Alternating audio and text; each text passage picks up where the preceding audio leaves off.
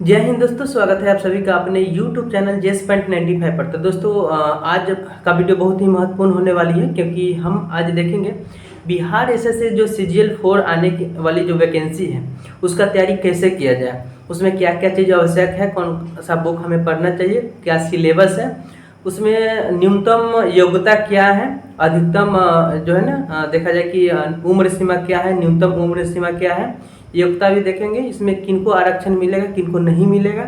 इसके अलावा है कि बिहार में रहने वालों को और बाहर के व्यक्ति हैं, जो अन्य राज्यों के विद्यार्थी हैं, उनके लिए भी ये वीडियो खास होने वाला है, क्योंकि उनको भी बिहार एसएससी में हम देखेंगे कि न्यूनतम शैक्षणिक योग्यता क्या है, ठीक है ना। आरक्षण देखेंगे, फिर न्यूनतम उम्र देखेंगे, अधिकतम उम्र देखेंगे। इसके अलावा है दोस्तों कि उम्र में जो सरकारी सेवक है बिहार सरकार के, तो उनका कितना छूट है और उस पर चर्चा करेंगे। इसके अलावा जो है दोस्तों कि सिलेबस क्या है, सिलेबस पर चर्चा करेंगे, और सिलेबस में क्या क्या चीज़ पढ़ना है, ठीक है ना। इसके अलावा बुक का हम लोग चर्चा करेंगे, कौन सा बुक है। और इसमें देखा जाए कि दोस्तों सर्टिफिकेट क्या क्या चीज़ लगने वाला, जो शैक्षणिक योग्यता की बात कर रहे थे, न्यूनतम शैक्षणिक योग्यता क्या है, तो उस पर बात करेंगे। कहा जाए दोस्तों कि BSS CGL जो 4 आने वाली है, उसमें बहुत लोगों का एक सपना है कि हाँ हमें ASO बनना है। बहुत लोगों का है कि हम योजना सहायक बने। बहुत लोगों का है कि हम जो है कि ऑडिटर बने। तो ये कहा जाए कि ये मौका आप लोगों के लिए बहुत ही महत्वपूर्ण है।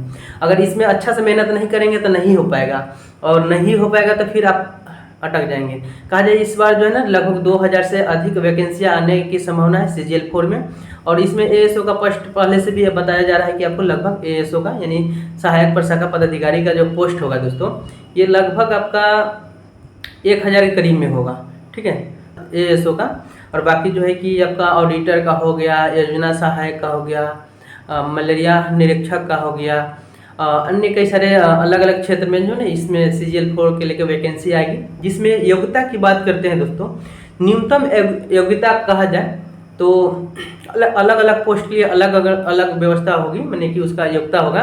लेकिन कहा जाए कि मेन रूप से कहा जाए कि CGL 4 जो है ना ग्रेजुएशन लेवल पर ही होता है, और उसी शैक्षणिक योग्यता से ही सिलेक्शन लिया जाता है। तो ग्रेजुएशन की हम बात करते हैं दोस्तों, तो ये जो है ना न्यूनतम शैक्षणिक योग्यता इसमें निर्धारित किया जाता है कि ग्रेजुएशन यानी कि जो स्नातक किए हुए हैं, किसी भी विषय से किए हुए हैं, ठीक है ना। इतिहास, भूगोल, अन्य जो भी है, फिजिक्स, केमिस्ट्री, बायो हो या आपका मैथ हो, इन सभी किसी भी विषय से अगर आप स्नातक किए हैं या उसके समकक्ष आप क्लास ये आपका सर्टिफिकेट है, तो आपका ये आप BSS CGL 4 भर सकते हैं, ठीक है ना। तो ये कहा जाए कि ये मेन रूप से न्यूनतम शैक्षणिक योग्यता हो गया, जिसमें आपको स्नातक कम से कम होनी आवश्यकता है, मैंने होनी चाहिए। यानी कि BA अगर आप किए हुए हैं किसी भी विषय से, तो आप भर सकते हैं CGL 4 को।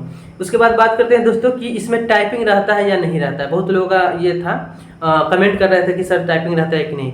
देखिए पोस्ट पर डिपेंड करता है, अगर पोस्ट टाइपिंग वाला होगा तो होगा, लेकिन CGL 3 में कोई भी टाइपिंग वाला पोस्ट नहीं था, इसलिए इसमें टाइपिंग नहीं हुआ था। तो ये ध्यान दीजिएगा कि टाइपिंग माने नहीं के बराबर रहता है। जैसे कहा है कि ASO की पोस्ट है तो उसमें टाइपिंग नहीं मिलेगा, योजना सहायक में नहीं मिलेगा, लेकिन आपको टाइपिंग आना चाहिए। इसे कहा जाए कि नॉर्मली आपको ज्ञान होना चाहिए कंप्यूटर का, ठीक है। बात करते हैं दोस्तों कि आरक्षण की जो एक सिलसिला है, आरक्षण के लेके जो है ना, अब ये सुप्रीम कोर्ट में भी ये फैसला गया है, जो हाई कोर्ट अपना रद्द कर दिया है, जो 65% बिहार की आरक्षण थी।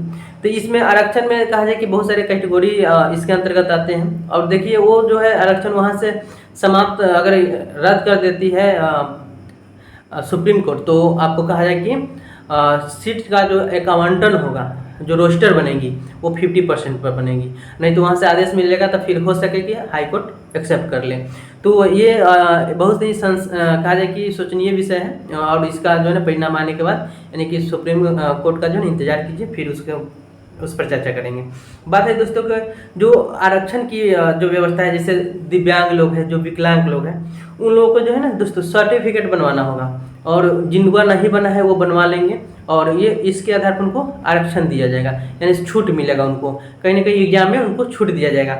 इसके अलावा बात है दोस्तों कि बिहार के जो निवासी हैं, बिहार के निवासी को ही मेन तौर पर ये छूट मिलेगा, चाहे दिव्यांग वाला हो या जाति में कहा जाए कि SC ST हो या EBC हो, इन सभी को जो है ना आपका बिहार के निवासी हैं तभी इनको छूट मिलेगा, ठीक है ना।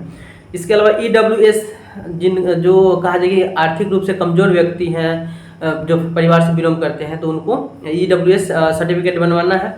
और जो जाति SC ST या EBC वगैरह के आते हैं तो अपना जाति जो है कास्ट सर्टिफिकेट SC ST बनवाएंगे। बाकी जो है ना ABC वगैरह जो है वो लोग ये OBC ये क्रीमिलियर नॉन क्रीमिलियर जो आता है ये बनाना पड़ेगा। तो इसे कहा जाए कास्ट सर्टिफिकेट माने कि जिनको छूट चाहिए उनको बनवाना होगा। एक निवास सर्टिफिकेट जरूरी है, क्योंकि वो इससे ये पता चलता है कि आप बिहार के निवासी है या अन्य राज्य के, इससे आपको कहा जाए कि इसमें छूट मिलता है। तो निवास हो गया, ये पहले से बनाए नहीं रखना है। जब एग्जाम का एक तरह से क्या बोलते हैं नोटिफिकेशन आ जाएगा कि हाँ आपका फॉर्म फिलअप अगले महीना से होने वाला है, बस उस समय बनवा लेना है। 10 से 15 दिन में बन जाता है, कहा जाए नॉर्मली। ऐसे कहा जाए कि आप चाहते हैं कि आज या कल बनवा लेना या 5 दिन के अंदर, तो बन जाता है, वो भी बन जाता है। तो उस समय बनवाएंगे क्योंकि ये सही रहेगा आपके लिए। तो उसमें जब बनवाएंगे तो जाति आवासीय निवास तीनों बनवा लेंगे, ठीक है। EWS वाले भी बनवाएंगे जब हो सके, ये इनका जो वैलिडिटी है इसके आधार पर अपना बनवा लेंगे कि कब बनवाना है। एग्जाम मान के चलिए इसका नोटिफिकेशन आएगा तो उस समय बनवा लीजिएगा, ठीक है ना। तो यही है जो SC ST OBC वाले हैं तो ये कर सकते हैं। इनको जो है ना कहा जाए कि जो आरक्षण की दायरा में रखा गया वो उनको मिलेगा, ठीक है ना। उम्र सीमा की बात करें दोस्तों, एक और चीज़ है इसमें जो है ना आरक्षण में आपका एक जो है स्वतंत्रता सेनानी के जो नाती पोता और नतनी है, इन लोगों को भी आरक्षण दिया जाता है, ठीक है। जो फ्रीडम फाइटर के लोग हैं, यानी स्वतंत्रता सेनानी जो लड़े हुए हैं उन लोगों को आरक्षण दिया जाता है, ठीक है। उनके नाती पोता नतनी को आरक्षण दिया जाता है। इसके अलावा बात करते हैं दोस्तों उम्र सीमा की। एक बात करें तो उम्र सीमा कहा जाए कि न्यूनतम उम्र सीमा 21 वर्ष है। यानी कि बिहार SSC CGL 4 का अगर कोई फॉर्म भरना चाहते हैं, एग्जाम देना चाहते हैं, तो ग्रेजुएशन तो होना है ही, यानी स्नातक होना चाहिए जो शैक्षणिक योग्यता है। इसके अलावा आपका 21 वर्ष भी होना चाहिए उम्र। 21 वर्ष अगर नहीं है तो फिर आप नहीं भर सकते हैं। 21 से ज़्यादा जितना है, यानी कि 21 से 37 में जनरल आ जाएगा। फिर कहा जाए कि फिर 21 से आपका 40 में जनरल महिला और OBC वगैरह, और 21 से 42 में कहा जाए उम्र का जो लोग हैं वो SC ST के अंतर्गत आएंगे, उनको ये मिलेगा उम्र में छूट की जो बात कही जा रही है। तो न्यूनतम उम्र 21 वर्ष हो जाएगा, और अधिकतम उम्र देखा जाए जनरल का 37 वर्ष होगा, पुरुष में जनरल पुरुष का 37 वर्ष, और जनरल महिला का 40 वर्ष होगा। इसी तरह से जो पिछड़ा वर्ग है और अत्यंत पिछड़ा वर्ग है, यानी कि OBC और BC, इन लोगों को जो है ना 40 वर्ष दिया गया है, पुरुष और महिला दोनों को 40 वर्ष रहेगा। और SC ST जो की बात है, चाहे पुरुष हो या महिला हो, इन सभी को 42 वर्ष दिया गया है। तो ये उम्र का जो है ना अधिकतम सीमा हो गया, यानी कि 21 से 42 तक, ठीक है ना। 21 न्यूनतम हो जाएगा, अधिकतम 42 हो जाएगा। इसके अलावा बात करें दोस्तों कि उम्र सीमा में छूट, तो उम्र सीमा में जो छूट मिलेगा दोस्तों कैसे मिलेगा, तो जो बिहार सरकार में पहले से कर्मचारी हैं और लगातार 3 वर्षों तक अपने कर्तव्य को पालन किए हैं, अच्छा से नियमित रूप से अपना योगदान दिए हैं सरकारी कामों में बिहार सरकार में, तो उनको 5 साल का छूट मिलेगा। यानी कि कहा जाए कि अगर उनका 42 साल हो गया है, चाहे मान के चलिए कि 37 साल हो गया है और बिहार सरकार में है, तो वो 42 तक, यानी कि 37 और 5 42 तक जो है ना वो उम्र तक वो अपना एग्ज़ाम दे सकते हैं। तो ये है इसमें दिया गया है। इसके अलावा है कि बिहार में एक तो ये देखे होंगे कि BPSC के लेकर जो है 5 बार अटैम्प्ट है, तो बिहार के अन्य भी वैकेंसी है तो उसमें भी 5 ही देना है या क्या है, इसकी जानकारी हम आगे देंगे, अगला वीडियो में देंगे दोस्तों, ठीक है। इसके बाद बात करते हैं दोस्तों कि परीक्षा शुल्क जो है ना ये सभी का अलग अलग बांटा गया। जैसे जनरल के लिए जो है ना परीक्षा शुल्क है, जनरल OBC और BC, इन लोगों का 540 ये शुल्क लगता है, ठीक है ना। अब अगला जो सीधा आएगा CGL 4 में, उसमें हो सके बढ़े या इतना ही रहे। और SC ST का 135 लगता है ये परीक्षा शुल्क, ऐसे बेसिक नॉलेज के लिए हम बता दे रहे हैं। और इसी श्रेणी में जो है सभी श्रेणी में जो दिव्यांग जन है उनका भी 135 रुपये लगता है, और सभी श्रेणी के जो महिलाएं हैं उनका भी 135 रुपये लगता है। तो इस तरह से हम लोग इसको देख लिए, ठीक है ना।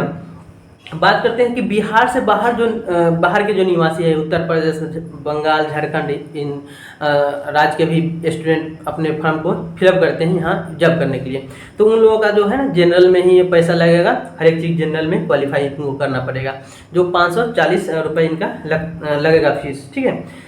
अब है दोस्तों कि परीक्षा की प्रकृति कैसी होगी। तो परीक्षा का जो प्राकृतिक होगी दोस्तों, ये वस्तुनिष्ठ होगा, यानी कि आपका पीटी मेंस दोनों वस्तुनिष्ठ ही होगा। पीटी एक दिन का एग्जाम होगा, 1 डे होगा, और आपका जो मेंस कहा जाए तो मेंस भी एक ही दिन का होगा, लेकिन 2 एग्जाम होंगे। मेंस में एक तो आपका मेंस का एक हिंदी का होगा, क्वालिफाई मार्क्स होता है, और एक होता है कि मेंस, जिससे आपका मार्क्स जुड़ता है और जिस पर मेरिट बनता है, तो वो एग्जाम होगा। इसमें कहे कि दोस्तों एक चीज़ बहुत ही महत्वपूर्ण है, अगर कोई व्यक्ति उतना पढ़े नहीं है, बुक अध्ययन नहीं किए हैं या याद नहीं है कुछ, अगर कोई बुक को अच्छा से अध्ययन किए हैं, उनको कुछ चीज़ कन्फ्यूजन आ रहा है, याद नहीं आ रहा है, तो वो बुक लेके भी जा सकते हैं। तो एग्जाम हॉल में बुक लेके भी जा सकते हैं। तो बुक जो है ना, कुछ ही बुक को अलाउ किया गया है जो लेके जा सकते हैं। जैसे में एनसीईआरटी का बुक को ले जा सकते हैं, BSEB का बुक ले जा सकते हैं, और ICSE का बुक ले जा सकते हैं। तो ये सभी प्रकाशन का बुक जो है वो वहाँ ले जा सकते हैं, जैसे में NCERT वगैरह का ले जा सकते हैं। इसके अलावा बात करते हैं दोस्तों कि सिलेबस क्या है। मेन मुद्दा सिलेबस का आता है। तो सिलेबस हम आपका कहा जाए कि आप लोग पढ़े होंगे, सिलेबस का हमेशा ये हुआ है, बहुत बच्चे लोग ना कन्फ्यूजन में रहते हैं कि हमको क्या पढ़ना चाहिए। वाकई में हम देखिए जिक्र करते हैं, इसे आपको एक और वीडियो देंगे, उसमें बहुत ही अच्छे तरीक़ा से उसका हम ये एनालिसिस करके बताएंगे कि कहाँ से कौन चीज़ पढ़ना है, उसका हर एक वीडियो को बताएंगे। तो सिलेबस में समान अध्ययन यानी GS की बात करें दोस्तों, तो इसमें समसामयिक आपका पूछता है। समसामयिक में देखिए तो वैज्ञानिक प्रगति, राष्ट्रीय और अंतर्राष्ट्रीय पुरस्कार से क्वेश्चन आता है। ठीक है। इसके अलावा भाषाएं, पुस्तक से इस बार भी पूछा गया था, 2-3 पुस्तक पूछा गया था। लिपि से भी पूछा गया था, लिपि से। उसके बाद राजधानी मुद्रा, ये देश के राजधानी और मुद्रा पूछा जाता है हमेशा, तो इसको भी आपको देखना पड़ेगा। इसके अलावा दोस्तों कि खेल और जो खिलाड़ी हैं किस खेल से संबंधित है ये पूछा जाता है। आगामी खेल प्रतियोगिता कब होने वाली, ये सब पूछा जाता है। इन सभी घटनाओं से संबंधित महत्वपूर्ण जो क्वेश्चन है दोस्तों, ये पूछा जाएगा क्वेश्चन आपका एग्जाम में। तो ये करंट वाला हम लोग सेक्शन देखते हैं जीएस में। जीएस का अगर दूसरा देखते हैं, जैसे में भारत और भारत के पड़ोसी देश, तो भारत के पड़ोसी देश के इतिहास जो होता है ना दोस्तों, उसको पूछा जाता है, भारत के पड़ोसी देश का इतिहास। ठीक है। इसके अलावा बात करते हैं तो भारत का इतिहास होता है, संस्कृति, और उसके बाद में भारत की संस्कृति हो गया, फिर भूगोल, आर्थिक परिदृश्य, स्वतंत्रता आंदोलन, यानी भारत का जो स्वतंत्रता आंदोलन था वो है, भारतीय कृषि तथा प्राकृतिक संसाधनों की प्रमुख विशेषताएं, इससे आता है क्वेश्चन।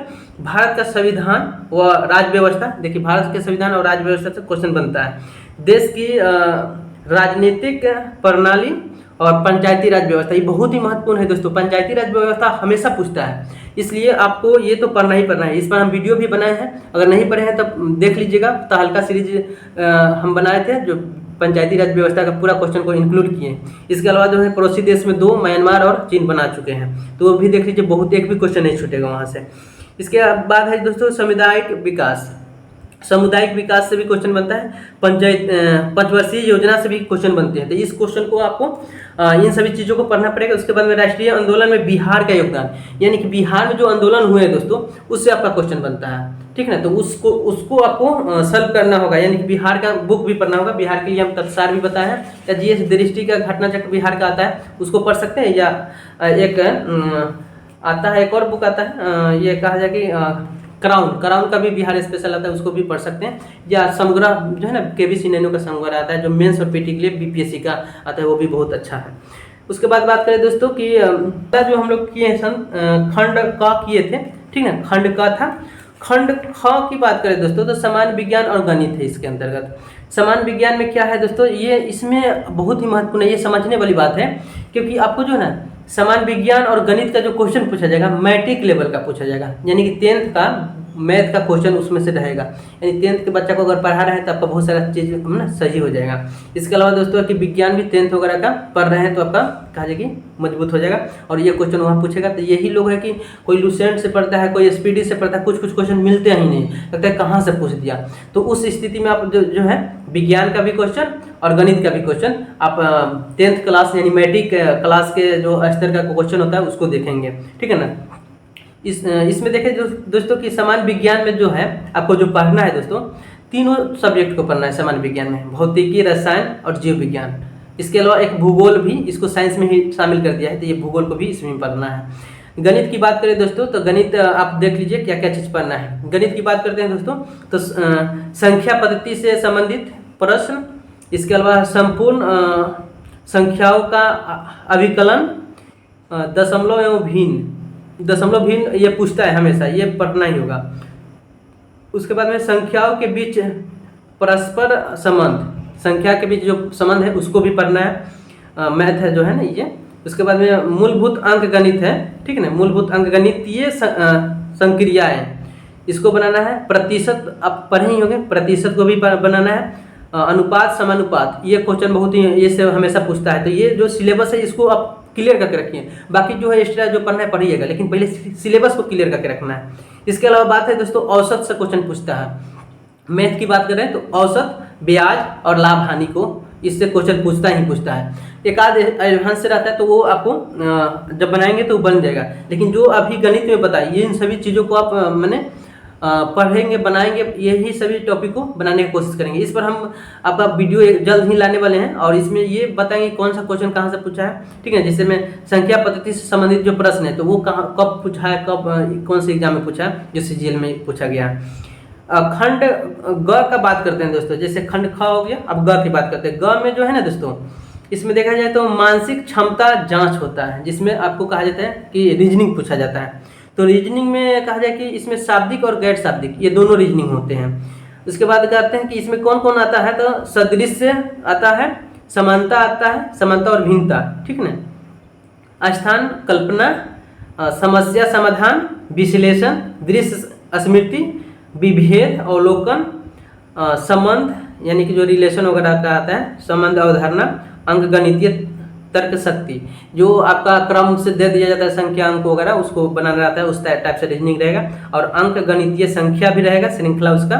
और एक है कृत लेखन एवं कृत व्याख्या, ठीक है ना।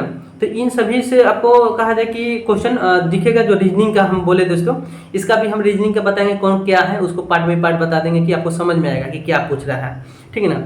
तो ये हो गया दोस्तों। इसमें कहा जाए कि आपका योग्यता जो है ना, आप जो बताएं न्यूनतम योग्यता BA होना चाहिए। तो इसके अलावा भी आपको जो है ना कौन कौन सा सर्टिफिकेट होना चाहिए और इसमें कौन कौन पोस्ट आता है ये भी बताते हैं। सर्टिफिकेट में देखा जाए दोस्तों, पहले देख लीजिए कि यूआर का जो उम्र है 21 से 37 वर्ष, यानी जनरल पुरुष के लिए हो गया। जनरल महिला में हो गया 21 से 40 वर्ष, ठीक है ना। और इसमें OBC और BC सभी के लिए 21 से 40 वर्ष हो जाएगा। SC ST के 21 से 42 वर्ष उम्र होना चाहिए, जो न्यूनतम हो जाएगा 21 और अधिकतम 42, ठीक है। बात करते हैं दोस्तों कि योग्यता के लिए जो है ना आपको 10वीं क्लास का अंक प्रमाण पत्र यानी कि मार्कशीट होना चाहिए और सर्टिफिकेट होना चाहिए, ये दोनों होना चाहिए। उसके बाद में 11th जो 12th किए हैं, ठीक ना, 12th किए हैं या ISC किए हुए हैं, उनका मार्कशीट भी और ये सर्टिफिकेट भी, यानी कि मार्कशीट सर्टिफिकेट सभी में चाहिए, ठीक है। जैसे BA हो गया तो इसमें भी मार्कशीट और सर्टिफिकेट होना चाहिए। फिर उसके बाद है दोस्तों कि अन्य की बात करते हैं। अन्य जो इसमें सर्टिफिकेट लगेगा आपका, जैसे आधार कार्ड हो गया, पैन कार्ड हो गया, निवास पत्र हो गया, यानी आधार कार्ड लगेगा, पैन कार्ड तो नहीं, निवास हो गया, जाति प्रमाण पत्र हो गया जो उधर पूछे थे। और एक फोटो की समस्या आती है दोस्तों। फोटो आप अगर फोटो जो है ना 5 पीस जो है ना आपको रखना पड़ेगा। वो कभी भी आयोग अगर जब ये रिजल्ट आएगा तब जब मांग किया जाएगा तो वहाँ जांच में डॉक्यूमेंट वेरिफिकेशन में उसी फोटो को उस समय मांगा जाता है, याद रखिएगा। तो जो फोटो आप लगा रहे हैं वो फोटो संभाल के रखिएगा, क्योंकि वही मांगेगा वहाँ पे जो आपका एडमिट कार्ड वगैरह में रहेगा। तो जो एडमिट कार्ड में फोटो लगा हुआ है या कहा जाए कि जो फॉर्म भरे थे उस समय दिए थे वही आपका वहाँ लगेगा, ठीक है ना। वही आपको जो फोटो है मांग करेगा। तो ऐसे एक्स्ट्रा आप बना के रख लेंगे वही फोटो। और कई बार आपको जब भी डॉक्यूमेंट वेरिफिकेशन के लिए बुलाया जाएगा, एक तो आपको आयोग बुलाएगा, फिर विभाग बुलाएगा, उसमें भी लगेगा। आयोग बुलाएगा उसमें भी 8-10 गो फोटो लगता है। विभाग बुलाएगा तो उसमें भी लगेगा। फिर उसके बाद में आपका जो गैड है, गैड मैंने एक तरह से विभाग, तो वो और अपने जहाँ पे एक आपका विभाग अलॉट होगा उसमें दोनों जगह फोटो लगता है। तो ऐसे वही फोटो मांगेगा मेन जो आप पहले भरे थे, तो ये फोटो आप रखेंगे अपने पास, ठीक है ना। और जो जो डॉक्यूमेंट लगाए हैं याद से आप रखेंगे उसको अपने संभाल के, क्योंकि वो बाद में काम आएगा, बहुत काम आएगा, ठीक है ना। इसके अलावा जो दोस्तों है कि इंग्लिश हिंदी सिग्नेचर भी उसमें लगता है, तो ये सब नॉर्मली है जो वहाँ पे है, आपको देना पड़ेगा। इसमें जो पोस्ट आता है दोस्तों, BSSC CGL 4 की बात करेंगे जो आएगा, या 3 में भी आया था। तो 3 में जो आया था दोस्तों, हम बात करते हैं तो आपका लेवल 7 का जॉब था, 6 का और 5 का था। लेवल 7 में जॉब जो था ना दोस्तों, इसमें ASO का पोस्ट था 1 नंबर में। सभी लोगों का चॉइस था कि हमको ASO बनना है, सहायक प्रशाखा पदाधिकारी। ये 1 नंबर का एक तरह से जो जॉब है वो सभी का प्राथमिकता यही था। इसके बाद में ये लेवल 7 का था। इसके अलावा योजना सहायक भी लेवल 7 का था। मलेरिया निरीक्षक, ये मलेरिया निरीक्षक भी लेवल 7 का ही था। ये तीनों जो जॉब है दोस्तों, ये जो CGL 3 में आया था, ये तीनों आपका लेवल 7 का था। तो इसमें सभी लोगों का तो चॉइस जो था लेवल 7 में ही आने का था, और वो ASO पोस्ट के लिए था। लेकिन कुछ लोगों का कटअप कम गया तो योजना सहायक मिल गया, इनसे भी कम हुआ तो मलेरिया मिल गया, ऐसे करके अन्य भी जो है ना पोस्ट लोगों को मिला है। इसके बाद बात करते हैं दोस्तों, तो लेवल 6 का जो जॉब आया था, डाटा एंट्री ऑपरेटर का आया था, ग्रेड C का था ये, और लेवल 6 था, ठीक ना। तो ये था आपका कहा जाए कि कंप्यूटर वगैरह क्षेत्र से जो किए थे उनका, मैंने कि इसमें डॉक्यूमेंट अलग लगा था, सर्टिफिकेट अलग लगा था, ठीक ना। अंकेक्षण के लिए भी जो है ना स्नातक स्तर से आपका कहा जाए कि गणित वगैरह विषय में, भौतिकी में जो ग्रेजुएशन वगैरह किए थे उन लोगों के लिए था। अंकेक्षण में भी ये लेवल 5 का यानी ऑडिटर अंकेक्षक जो था ना, लेवल 5 का जब था। ये दोनों में एक तो वाणिज्य अर्थशास्त्र संघ की जो विषय से स्नातक किए थे उन लोगों को इस में लिया गया था, ठीक है ना। तो ऐसे लोगों को जो है ना इस तरह से हम देखते हैं दोस्तों कि ये संपूर्ण जानकारी जो है ना कि ये पोस्ट के लिए लिया गया था। लेकिन इस बार जो है कि अन्य भी पोस्ट आने वाली है, जिसमें आपका ये सब तो पोस्ट रहेगा ही, लेकिन अन्य भी कुछ ऐसे पोस्ट रहेंगे जिनको आपको लगता है कि हाँ हमें इनमें से कोई ना कोई एक तो जॉब चाहिए ही चाहिए। तो ये पूर्ण रूप से कहा जाए कि आपका CGL 4 का रणनीति हम बताए हैं दोस्तों कि आपको मेन रूप से ये क्या क्या चीज़ है, क्या क्या चीज़ आपको पढ़ना है। बुक में आपको ज़्यादा कुछ पढ़ना नहीं है। एक तो आप लुसेंट को बढ़िया से पढ़ लीजिए, एकदम दोनों सब्जेक्टिव और ऑब्जेक्टिव। उसके बाद है कि SPD जो है ना दोस्तों, साइंस और ये सामान्य ज्ञान, सामान्य विज्ञान और सामान्य ज्ञान जो रेलवे का आता है, या ई नहीं है तो आप ब्रह्मास्त्र ले लीजिए। ये इन सभी बुकों को बढ़िया से इतना अच्छा से पढ़ जाइए। और एक करेंट कब रखेगा, करेंट जो है ना जब एग्जाम होने वाली रहेगी तो 1 महीने 2 महीने पहले पढ़ना स्टार्ट कीजिएगा, ठीक है ना।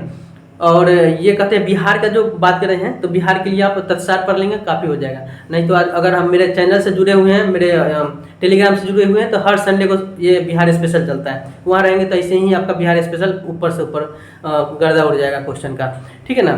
तो ये क्वेश्चन आपका मैंने यहाँ से हो जाएगा। और बात करते हैं दोस्तों, जैसे कि मान के चलिए कि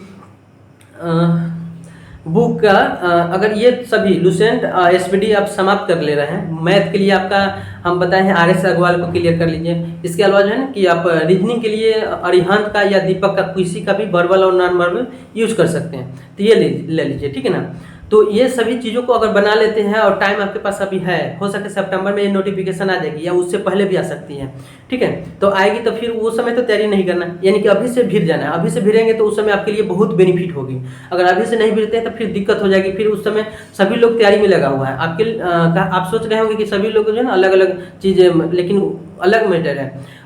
सभी तैयारी में लगे हुए हैं, कोई दरोगा का है, कोई रेलवे का है, कोई आपका SSC CGL का है, कोई इंटर स्तरीय का है, सभी कहीं ना कहीं लगा हुआ है, कोई SSC सेंट्रल लेवल में लगा हुआ है। तो वो कहा जाए कि जो लगा हुआ है, जो सभी जॉब को एक तरह से कहा जाए कि जिस भी जॉब का तैयारी करे सबका क्वेश्चन सेम ही है, ऐसे नहीं थोड़ा बहुत इधर उधर है, लेकिन कहा जाए कि एग्जाम में सभी का सेम ही जो प्रश्न होगा आएगा। तो जो अच्छा से तैयारी कर रहे हैं, रेगुलर कर रहे हैं, उनका रिजल्ट आने की संभावना अधिक हो जाती है। तो ऐसे में कहा जाए कि अगर आप पढ़ रहे हैं तो इन सभी चीज़ों को ध्यान दीजिए और अध्ययन कीजिए। और बुक जो है ना जितना हो सके आप जय बार रिवीजन कीजिए, डिस्कशन कीजिए। डिस्कशन अगर जीके वगैरह नहीं याद हो तो डिस्कशन कीजिए, GD कीजिए 5-10 आदमी बैठ के, या ग्रुप डिस्कशन ऑनलाइन भी कर सकते हैं, तो वहाँ से करिए, ठीक है ना। ये बहुत आपके लिए बड़ा मौका है दोस्तों, ठीक है ना। तो बस हम ये जो आप लोगों को बताने के लिए लाए थे, ये इम्पोर्टेंट मेरा वीडियो था। और इसके बाद विशेष सिलेबस पर हम वीडियो बना रहे हैं, जो टॉपिक वाइज बना रहे हैं और इसको जो टॉपिक है, जो सिलेबस है, बस वो आप सभी के बीच में हम जल्द ही इसको विस्तार पूर्वक रखेंगे। अगर आपको लग रहा है कि हम अच्छा ये कंटेंट आपको दिए हैं तो बिल्कुल मेरे चैनल को शेयर, सब्सक्राइब, लाइक और कमेंट कीजिए। इससे ये होगा कि हम मोटिवेट होंगे और आप लोगों को नेक्स्ट जो वीडियो है जल्द प्रोवाइड कराने का कार्य करेंगे। तो चलिए दोस्तों, मिलते हैं नए वीडियो के साथ। एक जो बात हम हमेशा बोलते हैं, जो मेरा एक कोटेशन है, दुनिया को भूल जाइए, पढ़ाई में भूल जाइए, और नहीं तो रिजल्ट को भूल जाइए। अगर चाहिए आपको रिजल्ट तो एकदम दुनिया को भूलिए, पढ़ाई में भूलिए। चलिए मिलते हैं नए वीडियो के साथ। धन्यवाद।